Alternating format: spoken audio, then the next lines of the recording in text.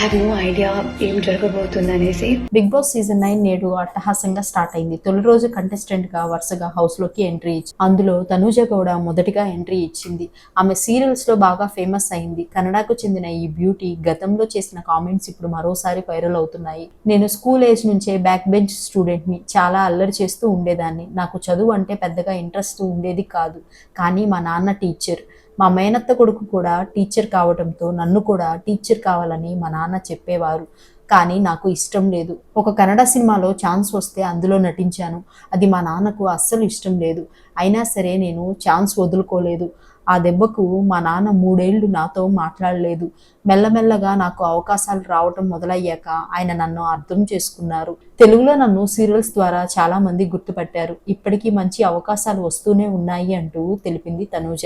ఇక big boss లోకి వస్తూనే తన గురించి చెబుతూ ఎమోషనల్ అయింది. తన తండ్రికి తెలియకుండానే బిగ్ బాస్ లోకి వస్తున్నానని, తనతో మాట్లాడరని చెప్పుకొచ్చింది.